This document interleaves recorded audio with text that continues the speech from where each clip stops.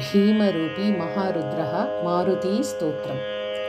भीमरूपी महारुद्र वज्रहनुमान मारुती वनारी अंजनीसूता रामधूता प्रभञ्जना महाबली प्राणदाता सकलाम् उटवीबले सौख्यकारी दुःखहारी धूतवैष्णवदायका दीनानाथा हरिरूपा सुन्दरा जगदान्तरा पातालदेवता हन्ता भव्यसिन्धूरलेपना लोकनाथा जगन्नाथा प्राणनाथा पुरातना पुण्यवन्ता पुण्यशीला पावना परितोषका ध्वजाङ्गे उच्चली बाहो आवेशे लोटलापुडे कालाग्नि कालरुद्राग्नि देखता कापति भये ब्रह्माण्डे मायिनी नेणो आवले दन्तपङ्गति नेत्राग्नि चालिल्या ज्वाला भ्रुकुटी तटिल्या बले पुच्छते मुरयिले माथा किरीटी कुण्डले बरी सुवर्णकटिका सोटी कण्ठा किङ्किणी नगरा ठकारे पर्वता ईसा नेटका सडपातलू चपलांग पाहता मोटे महाविद्युल्लते परी कोटिच्या कोटि उड्डाणे झेपावे उत्तरे कडे मंदाद्री सारिखा द्रोणो क्रोधे उत्पाटिला बले आणिला मागुती नेला आला गेला मनोगती मनासी डाकिले मागे गतीसी तुलना नसे आणो पासोणी ब्रह्मांडा एवडा होत जातसे तयासी तुलना कोटे मेरु मंदार धाकुटे ब्रह्मांडा होवते वेडे वज्रपुच्छे करुंशके तयासी तुलना कैची ब्रह्मांडी पाहतां नसे आरक्त थेकिले डोला ग्रासीले सूर्यमंडला वाढतां वाडे भेदिले शून्यमंडला धनधान्य पशुवृद्धि पुत्र पौत्र समग्रही पावती रूपविद्यादि स्तोत्रपाठे करुणीयां भूतप्रेत संबंधाधि रोगव्याधि समस्तहि नासति तूटति चिंता आनंदे भीमदर्शने हे धरा पंधरा श्लोकी लाभली शोभली बली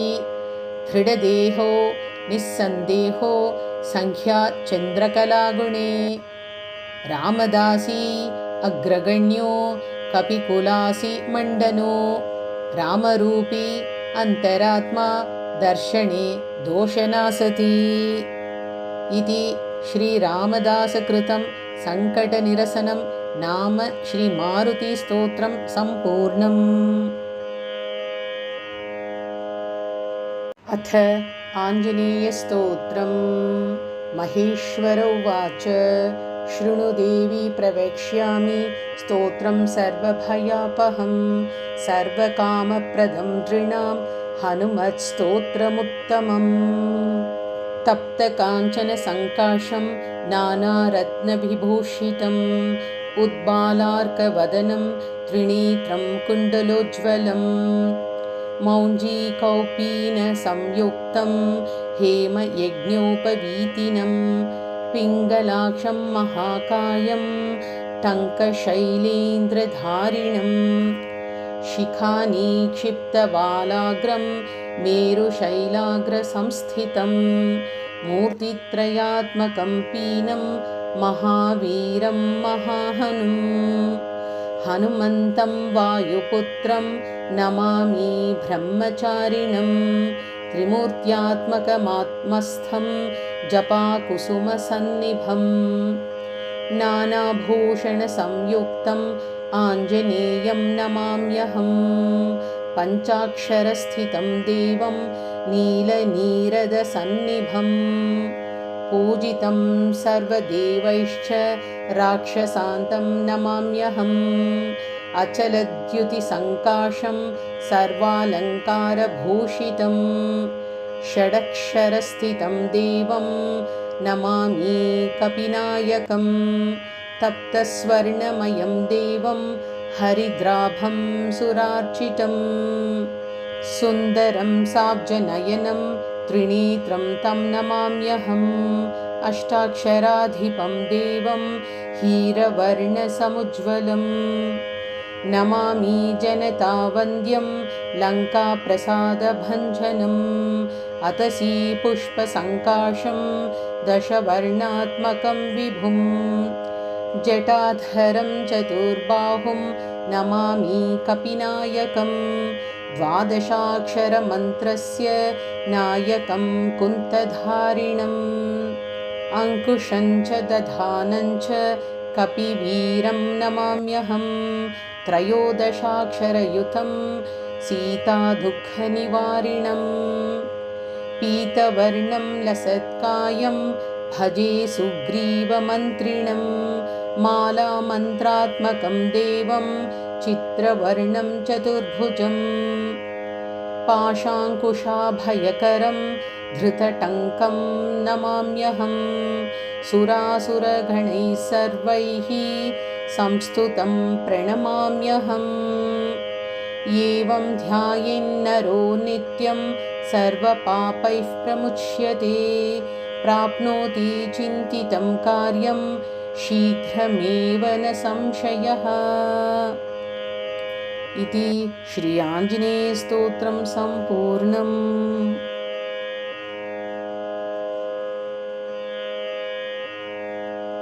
अथ श्री हनुमान अष्टोत्तरशतनामस्तोत्रम्। हनुमान् अंजनापुत्रो वायुसूनुर्महाबलः रामदूतो हरिश्रेष्ठः सूरीकेसरिनन्दनः सूर्यश्रेष्ठो महाकायो वज्री वज्रप्रहारवान् महासत्वो महारूपो ब्रह्मण्यो ब्राह्मणप्रियः मुख्यप्राणो महाभीमः पूर्णप्रज्ञो महागुरुः ब्रह्मचारी वृक्षधरः पुण्यः श्रीरामकिङ्करः सीताशोकविनाशी च सिंहिका प्राणनाशकः मैनाकगर्वभङ्गश्च छायाग्रहनिवारकः लङ्कामोक्षप्रदो देवः सीतामार्गणतत्परः रामाङ्गुलीप्रदाता च सीताहर्षविवर्धनः महारूपधरो दिव्यो ह्यशोकवननाशकः मन्त्रीपुत्रहरो वीरः पञ्चसेनाग्रमर्दनः दशकण्ठसुतघ्नश्च ब्रह्मास्त्रवशगोव्ययः दशास्य सल्लापपरो लङ्कापुरविदाहकः तीर्णाब्धेः कपिराजश्च कपियूथप्ररञ्जकः चूडामणिप्रदाता च श्रीवश्यः प्रियदर्शकः कौपीनकुण्डलधरः कनकाङ्गदभूषणः सर्वशास्त्रसुसम्पन्नः सर्वज्ञो ज्ञानदोत्तमः मुख्यप्राणो महावेगः शब्दशास्त्रविशारदः बुद्धिमान् सर्वलोकेशः सुरेशो लोकरञ्जकः लोकनाथो महादर्पः सर्वभूतभयापहः रामवाहनरूपश्च सञ्जीवाचलभेदकः कपीनां प्राणदाता च लक्ष्मणप्राणरक्षकः रामपादसमीपस्थो लोहितास्यो महाहनुः रामसन्देशकर्ता च भरतानन्दवर्धनः रामाभिषेकलोलश्च रामकार्यधुरन्धरः कुन्तीगर्भसमुत्पन्नो भीमो भीमपराक्रमः लाक्षागृहाद्विनिर्मुक्तो डिडिम्बासुरमर्दनः धर्मानुजः पाण्डुपुत्रो धनञ्जयसहायवान् बलासुरवधोद्युक्तः तद्ग्रामपरिरक्षकः भिक्षाहाररतो नित्यं कुलालगृहमध्यगः पाञ्चाल्युद्वाहसञ्जातसम्मोदो बहुकान्तिमान् विराटनगरे गूढचरः कीचकमर्दनः दुर्योधननिहन्ता च जरासन्धविमर्दनः सौगन्धिकापहर्ता च द्रौपदी प्राणवल्लभ पूर्णबोधो व्यासशिष्यो यतिरूपो महामतिः दुर्वादी गजसिंहस्य तर्कशास्त्रस्य खण्डनः बौद्धागमविभेक्ता च साङ्ख्यशास्त्रस्य दूषकः द्वैतशास्त्रप्रणीता च वेदव्यासमतानुगः पूर्णानन्दः पूर्णसत्त्वः पूर्णवैराग्यसागरः अष्टोत्तरशतं दिव्यं वायुसूनोर्महात्मनः यः पठेत् श्रद्धया नित्यं सर्वबन्धात् प्रमुच्यते इति श्रीपद्मोत्तरखण्डे श्रीहनुमान् अष्टोत्तरशतनामस्तोत्रं सम्पूर्णम्।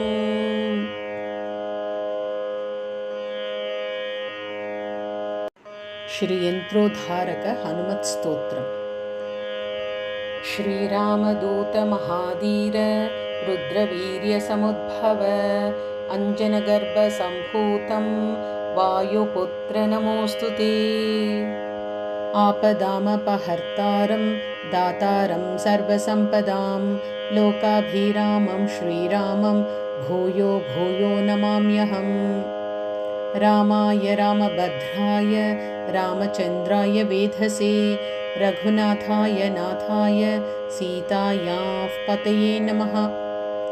श्रीराम राम रामेति रमे रामे मनोरमे सहस्रनाम तत्तुल्यं रामनामवरानने। नमामि दूतं रामस्य सुखदं च सुरद्रुमं श्रीमारुतात्मसम्भूतं विद्युत्काञ्चनसन्निभं पीनवृत्तं महाबाहुं सर्वशत्रुनिवारणं रामप्रियतमं देवं भक्ताभीष्टप्रदायकम् नानारत्नसमायुक्तं कुण्डलादिविराजितं 32 स्वर्णपीठविराजितं 30 द्वादशावर्तिप्रतिष्ठितं पद्मासनस्थितं देवं षट्कोणमण्डलमध्यगम् चतुर्भुजं महाकायं सर्ववैष्णवशेखरं गदाभयकरं हस्तौ हृदि स्थो सुकृताञ्जलिं हंसमन्त्रप्रवक्तारं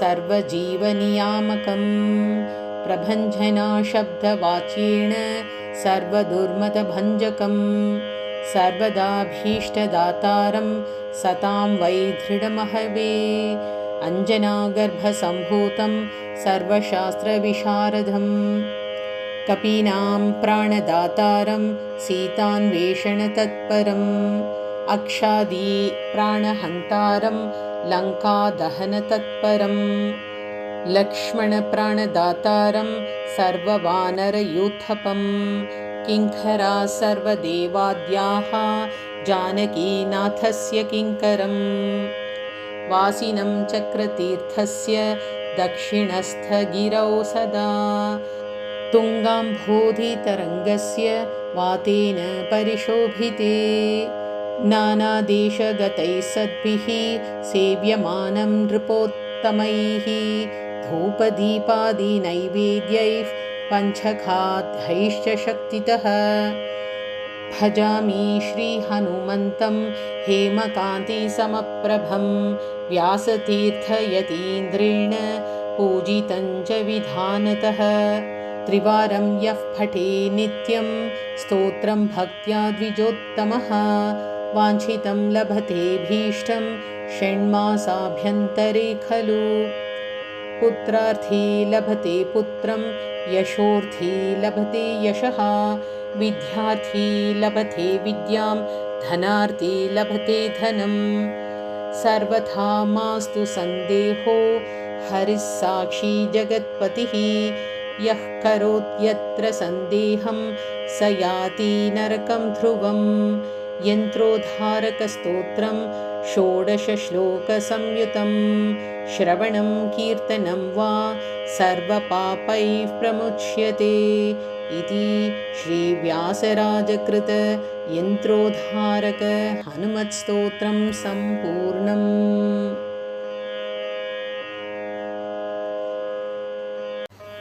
श्रीगुरुचरण सरोज रज निजमन मुकुर सुधारी। वर्णौ रघुवर विमल यश जोदायक फलचारी। बुद्धिहीन तनु जानिकै सुमिरौ पवन कुमार। बल बुद्धि विद्या देहु मोहि हरहु कलेश विकार। जय हनुमान ज्ञान गुण सागर जय कपीश तिहु लोक उजागर। रामदूत अतुलित बलधामा अंजनी पुत्र पवन सुत नामा। महावीर विक्रम बजरंगी कुमति निवार सुमति के संगी। कंचन वरण विराज सुबेश कानन कुंडल कुंचित केश। हाथ वज्र ध्वजा विराज कांधे मूंज जनेऊ साजै। शंकर सुवन केसरी नंदन तेज प्रताप महाजगवंदन। विद्यावान गुणी अति चातुर राम काज करिवे को आतुर। प्रभु चरित्र सुनिवे को रसिया राम लखन सीता मन बसिया। राम लक्ष्मण जानकी जय बोलो हनुमान की। राम लक्ष्मण जानकी जय बोलो हनुमान की। सूक्ष्म रूप धरि सियाहि दिखावा विकट रूप धरि लंक जलावा। भीम रूप धरि असुर संहारे रामचंद्र के काज संवारे। लाय संजीवन लखन जियाए श्री रघुवीर हर्षि उर लाए। रघुपति कीन्ही बहुत बड़ाई तुम मम प्रिय भरत सम भाई। सहस्रवदन तुमरो यश गावे अस कहि श्रीपति कंठ लगावे। सनकादिक ब्रह्मादि मुनीश नारद शारद सहित अहीशा। यम कुबेर दिक्पाल जहाते कवि कोविद कहि सके कहाते। तुम उपकार सुग्रीव ही कीन्हा राम मिलाय राजपद दीन्हा। राम लक्ष्मण जानकी जय बोलो हनुमान की। राम लक्ष्मण जानकी जय बोलो हनुमान की। तुमरो मंत्र विभीषण बाण लंकेश्वर भये सब जग जाना। युग सहस्र योजन पर भानु लील्योताहि मधुर पल जानु। प्रभु मुद्रिका मेलि मुख माहि जलधि लाघि गए अचरज नाही। दुर्गम काज जगत के जेते, सुगम अनुग्रह तुमरे तेते। राम दुहारो तुम रखवारे, होत न आज्ञा बिनु पैसारे। सब सुख लहे तुम्हारी शरण, तुम रक्षक काहू को डरना। आपन तेज सम्हारो आपे, तीनों लोक हांकते कांपे। भूत पिशाच निकट नहीं आवे, महावीर जब नाम सुनावे। राम लक्ष्मण जानकी जय, बोलो हनुमान की। राम लक्ष्मण जानकी जय, बोलो हनुमान की। नासे रोग हरे सब पीरा, जपत निरंतर हनुमत वीरा। संकट से हनुमान छुड़ावे, मन क्रम वचन ध्यान जो लावे। सब पर राम तपस्वी राजा, तिनके काज सकल तुम साजा। और मनोरथ जो कोई लावे, तासु अमित जीवन फल पावे। चारों युग प्रताप तुम्हारा, है प्रसिद्ध जगत उजियारा। साधु संत के तुम रखवारे, असुर निकंदन राम दुलारे। अष्ट सिद्धि नवनिधि के दाता, असबर दीन जानकी माता। राम रसायन तुम्हारे पासा, सदा रहो रघुपति के दासा। राम लक्ष्मण जानकी जय, बोलो हनुमान की। राम लक्ष्मण जानकी जय, बोलो हनुमान की।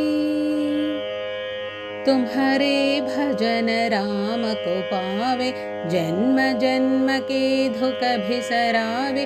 अंत काल रघुपति पुर जाई, जहाँ जन्म हरि भक्त कहाई। और देवता चित्त न धरई, हनुमत सेई सर्व सुख करई। संकट कटई मिटई सब पीरा, जो सुमिरै हनुमत बलवीरा। जय जय जय हनुमान गोसाई, जय जय जय हनुमान गोसाई। कृपा करहु गुरुदेव की नाई। यह शतवार पाठ कर कोई, छूट ही बंदी महासुख होई। जो यहाँ पढ़े हनुमान चालीसा, होय सिद्धि साखी गौरीशा। तुलसीदास सदा हरि चेरा, कीजे नाथ हृदय मह डेरा। कीजे नाथ हृदय मह डेरा, हृदय मह डेरा। राम लक्ष्मण जानकी जय, बोलो हनुमान की। राम लक्ष्मण जानकी जय, बोलो हनुमान की। राम लक्ष्मण जानकी जय, बोलो हनुमान की। राम लक्ष्मण जानकी जय, बोलो हनुमान की। जय बोलो हनुमान।